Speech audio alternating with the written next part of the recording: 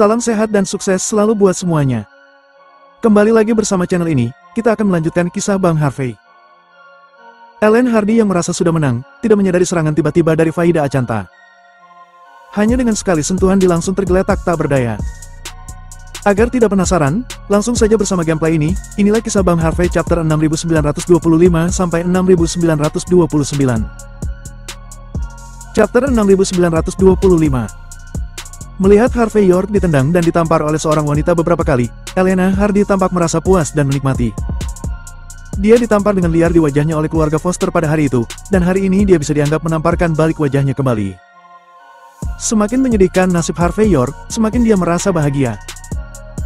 Harvey York dengan cepat bereaksi, menghentikan Faida Achanta, dan kemudian berkata dengan dingin. Apakah kamu sudah gila? Orang yang harus kamu tangani adalah pembunuh yang akan membunuhmu, bukan aku yang menjadi korbannya. Korban? Menurut pendapat kami, kamu adalah pembunuh yang sebenarnya. Faida Achanta meraung dengan marah. Aku baru saja akan pulang untuk mengunjungi keluargaku, bagaimana aku bisa bertemu denganmu bajing?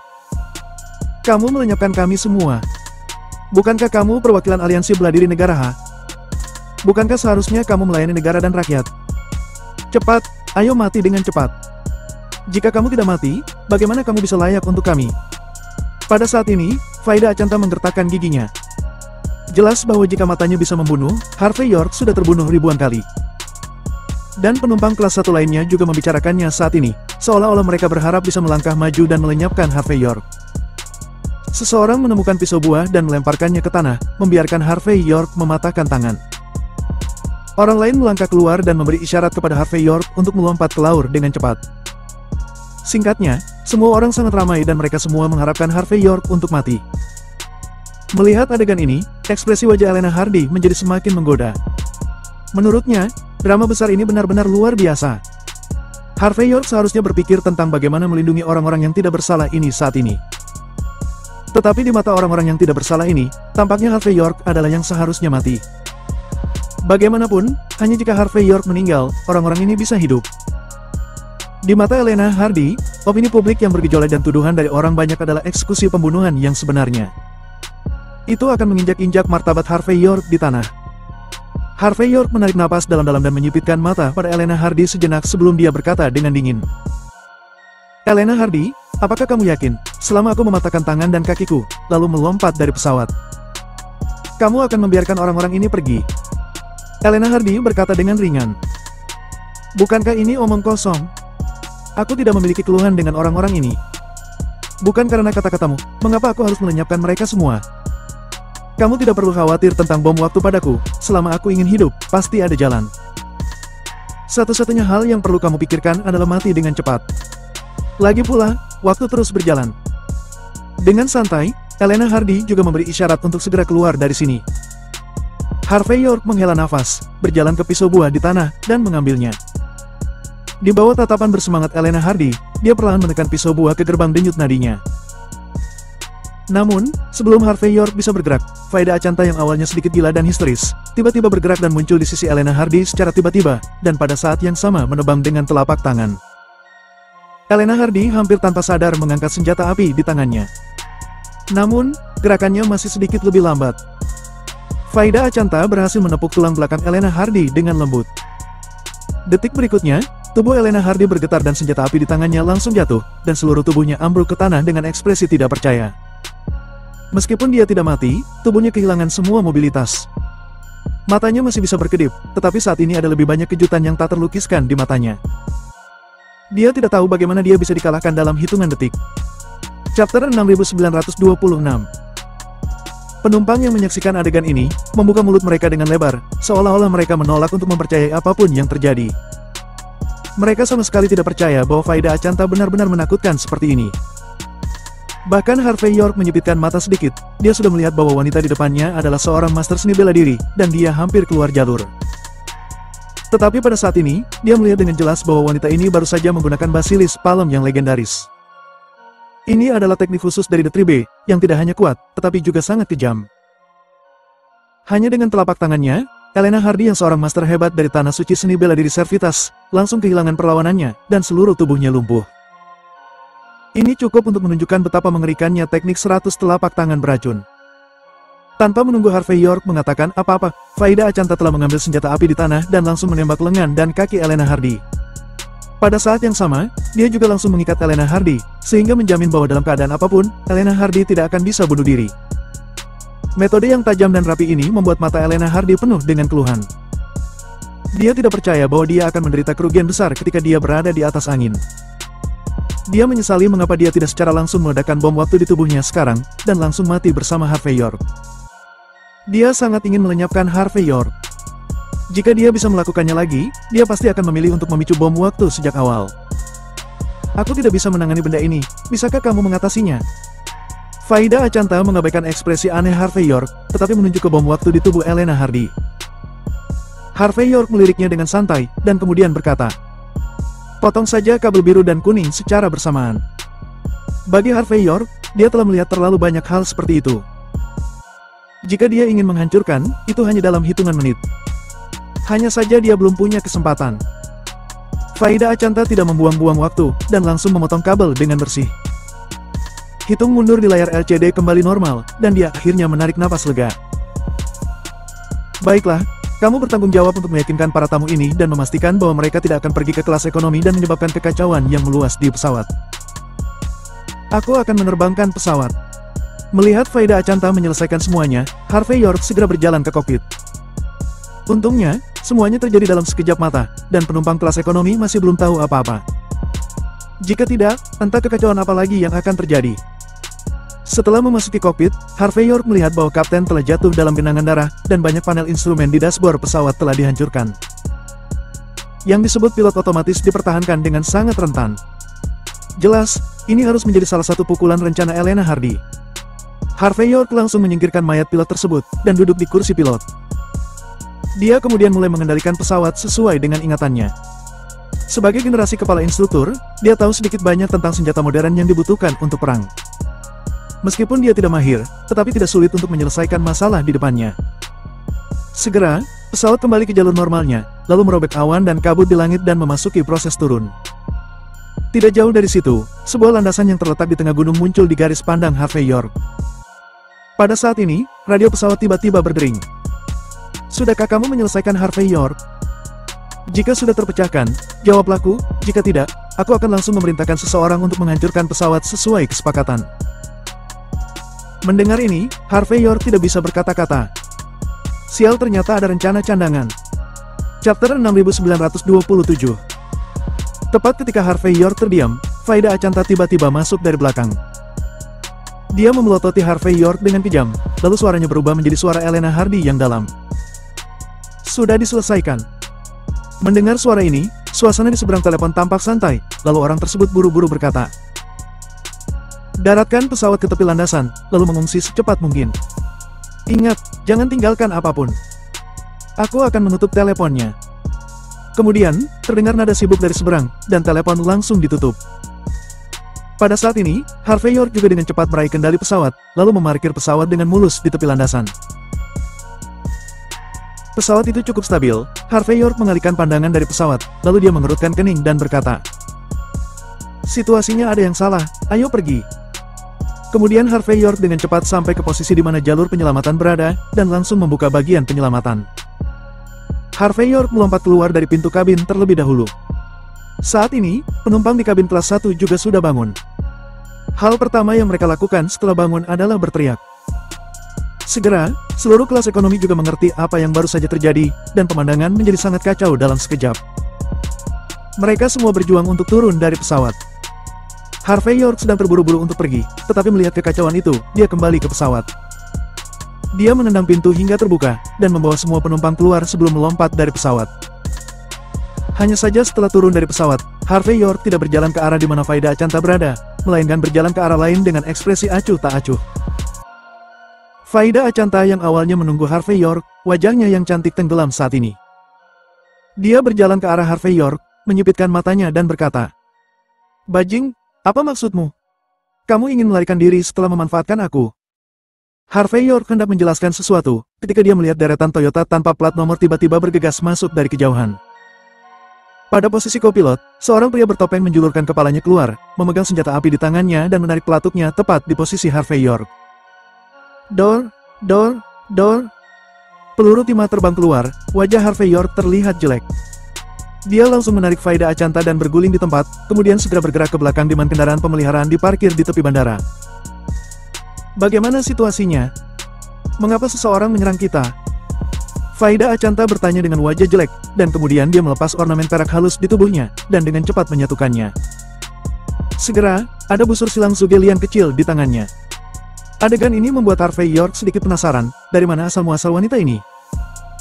Tetapi pada saat kritis ini, dia tidak mengajukan pertanyaan apapun, tetapi berkata dengan lembut. Saat kamu berbicara ke operator bandara barusan, kamu mungkin tidak mengucapkan kata sandi untuk percakapan itu. Jadi pihak lain sudah menebaknya bahwa misi Elena Hardy telah gagal. Seseorang akan menyerang dan melenyapkan kita, tentu saja. Faida Achanta mengerutkan kening dengan sedih. Lalu mengapa mereka tidak menembak jatuh pesawat secara langsung seperti yang mereka katakan? Harvey York berkata dengan enteng. Karena mereka tidak berani, pikirkan baik-baik, bahkan jika Hyperborea terletak di perbatasan, itu masih di wilayah negara H.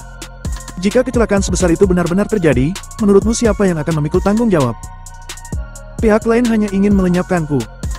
Bukan untuk membuat publik dan orang lain marah, tentu saja dia tidak ingin mengekspos dirinya sepenuhnya ke pihak lain. Mendengar kata-kata Harvey York, Faida Achanta tiba-tiba tersadar. Dia tidak pernah berpikir bahwa bajing ini akan menjadi sangat berwawasan. Chapter 6928. Pada saat ini, jendela penumpang dari beberapa mobil Toyota Domineering diturunkan. Satu demi satu sosok berseragam kamuflase mencondongkan tubuh dan memegang senjata api yang berat di tangan mereka. Harvey York mengutuk diam-diam, melihat sekeliling, bertanya-tanya apa yang cocok digunakan untuk situasi ini. Faida Achanta melirik Harvey York di samping, dengan cukup angkuh menjentikkan Zuge di tangannya, lalu dengan cepat menarik pelatuknya. Wush! Secercah sinar perak menyala, langsung menembus kursi pengemudi mobil Toyota. Lalu terdengar ledakan yang keras, dan mobil itu langsung meledak dan berubah menjadi bola api. Harvey York tidak bisa membantu, tetapi mendecakkan lidahnya. Ini seharusnya menjadi senjata pembunuh seni bela diri legendaris, Thunder Blast kan? Ini jauh lebih kuat daripada senjata api biasa. Faida Achanta berkata dengan dingin. Jangan terlalu banyak bicara, ayo cepat mengemudi. Harvey York tersenyum dan kemudian dengan cepat menyalakan kendaraan dan langsung menabrak pagar kawat berduri di tepi bandara. Tak lama kemudian, mobil itu sudah beberapa kilometer jauhnya dari bandara. Tapi dari kejauhan, seluruh bandara masih terbakar dan terlihat kacau. Kendaraan polisi dan pemadam kebakaran melaju kencang seperti kilat. Jelas, Hyperborea malam ini pasti akan sangat kacau. Sambil menginjak pedal gas, Harvey York melihat ke belakang dan berkata dengan rasa ingin tahu. Nona Faida Achanta, menilai dari keterampilanmu dan barang-barang yang kamu bawa. Kamu jelas bukan praktisi seni bela diri biasa. Aku mendengar bahwa Sekte 5 Racun di Tanah Suci Seni Bela Diri mengolah tinju 100 racun dan menggunakan Thunder Blast. Apakah kamu anggota dari Sekte 5 Racun? Alis Faida Achanta sedikit mengernyit, dengan dingin berkata. Apa yang ingin kamu lakukan dengan begitu banyak pertanyaan? Jangan lupa, kita hanya bertemu secara kebetulan. Memang benar kita bertemu secara kebetulan, tapi tanpamu, situasi hari ini mungkin akan sedikit merepotkan. Harvey York berkata terus terang. Jadi, aku sangat berterima kasih atas bantuanmu. Mulai sekarang, jika kamu menemui masalah kamu bisa menghubungiku. Aku pasti akan melakukan yang terbaik. Harvey kemudian berkata. Misalnya, tingkat kultivasimu akan menjadi gila, meskipun sangat sulit untuk dihadapi. Tapi, selama kamu meminta, aku pasti akan membantumu menyelesaikannya. Mendengar perkataan Harvey York, tubuh lembut Faida Achanta sedikit bergetar. Dia sepertinya ingin menjelaskan sesuatu, tetapi pada akhirnya dia tidak mengatakan apa-apa, dia hanya terdiam. Nona Achanta, latihan seni bela diri seringkali rumit dan misterius. Setelah bekerja keras seumur hidup, jika seseorang secara tidak sengaja terjebak dalam kegilaan, kamu akan benar-benar kehilangan segalanya. Jadi, jika kamu tidak keberatan, malam ini kita akan... Sebelum Harvey York selesai berbicara, Faida Achanta berkata dengan dingin. Berhenti. Meskipun Harvey York menghentikan mobil, dia tidak membuka pintu mobil, tetapi dengan sabar berkata. Aku tahu seni bela diri mentalitas masing-masing sekte adalah hal yang sangat rahasia, dan tidak boleh bocor. Tapi aku dapat menjamin bahwa jika aku bergerak, aku tidak akan pernah membocorkan ini. Situasimu saat ini sangat serius. Jika kamu tidak bertemu denganku, kamu mungkin... Buka pintunya. Faida Achanta tampak acuh tak acuh, dan mengangkat busur Zuge di tangannya. Kelopak mata Harvey York sedikit berkedut, wanita ini menembakkan Thunder Blast. Chapter 6929. Setelah apa yang dilakukan Faida Achanta, Harvey York mau tak mau membuka pintu mobil. Namun, saat Faida Achanta melirik ke kaca spion, dan berkata dengan suara yang dalam, "Kamu segera turun." Harvey York tidak punya pilihan selain mengangkat bahu dan meninggalkan kursi pengemudi saat panah Zuge diarahkan kepadanya. Segera, Faida Achanta mengendarai mobil bandara dan pergi secepat kilat. Dan tak lama kemudian, beberapa Toyota muncul di jalan dengan penampilan pembunuh yang lebih agresif, meraung ke arah kendaraan pemeliharaan. Harvey York memicingkan mata ke pemandangan ini dengan ekspresi serius di wajahnya, lalu dia mengeluarkan ponselnya dan memutar nomor Geoffrey Foster. Di sisi lain telepon, Geoffrey Foster cukup penasaran dan berkata, "Tuan Muda York, ada apa?"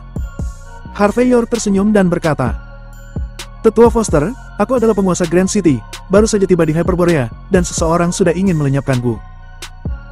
Dan menurutku, orang ini adalah orang yang sama yang ingin melenyapkanmu. Apakah kamu di Hyperborea?" Suara Geoffrey Foster sedikit tenggelam. "Siapa yang ingin melenyapkanmu?" "Elena Hardy." Harvey York lalu menceritakan apa yang baru saja terjadi. "Tetua Foster, begitulah keadaannya. Namun, aku tidak memiliki cukup petunjuk untuk mengetahui siapa di belakang Elena Hardy. Lagi pula, aku tidak akrab dengan Grand City. Namun, masalah ini menurutku harus diselidiki secara ketat. Lagi pula, ada ratusan orang di pesawat. Begitu sesuatu terjadi, itu akan menjadi masalah besar. Bagiku sendiri, itu tidak terlalu penting." Geoffrey Foster terdiam sesaat, dan kemudian perlahan berkata, "Aku mungkin sudah menebaknya siapa orang menjalankan segalanya di belakang layar. Hanya bisa dikatakan bahwa anak muda ini ingin berada di posisi teratas. Mereka tidak mengandalkan keterampilan nyata mereka sendiri, tetapi mereka selalu memikirkan beberapa hal yang berantakan. Dia tidak bisa dibandingkan dengan seorang pahlawan." Jelas, ada sedikit kekecewaan dalam kata-kata Geoffrey Foster. Harvey York dengan tegas berkata, "Jika kamu berkata demikian, berarti kamu sudah menebak siapa dalang di balik kejadian ini." Geoffrey Foster berkata dengan ringan, "Bukankah kamu juga sudah menebaknya?" Harvey York melengkungkan bibirnya, tetapi dia tidak mengatakan nama dan Parker. Meskipun dia dan Geoffrey Foster sama-sama saling kenal, akan sangat merepotkan untuk mengatakan banyak hal tanpa bukti yang cukup. "Baiklah. Jangan berbicara omong kosong, kamu ada di mana? Aku akan mengirim seseorang untuk menjemputmu. Di wilayah kami dapat menjamin keamanan mutlak untukmu." Geoffrey Foster mengambil inisiatif untuk mengubah topik pembicaraan. Harvey York mengangguk dan berkata, "Aku akan menutup telepon sebentar, dan mengirimkan lokasinya." Geoffrey Foster menginstruksikan, "Orang-orangku akan membutuhkan setidaknya setengah jam untuk bergegas dari Grand City. Waspadalah dalam kurun waktu ini." "Baiklah, terima kasih banyak." Harvey York mengangguk, lalu teringat hal lain. "Aku punya teman bernama Faida Achanta. Aku bertemu dengannya di pesawat. Sekarang dia juga diburu karena aku. Tolong bantu aku menghadapinya." Mendengar ini, Geoffrey Foster berkata dengan setengah tersenyum, "Tuan Muda York, kamu memang muda dan tampan, tapi mendengar namanya, dia mungkin adalah anggota dari 5 sekte racun. Aku akan menemukan cara untuk mengatasi masalah ini." Setelah percakapan, kedua pihak langsung menutup telepon. Harvey York segera mengirimkan lokasinya. Dia segera ke kafe di sebelahnya, lalu mulai mengantri untuk memesan minuman. Segera, Harvey York duduk di sudut ruangan dengan secangkir meteorit latte di tangannya, menunggu dengan tenang.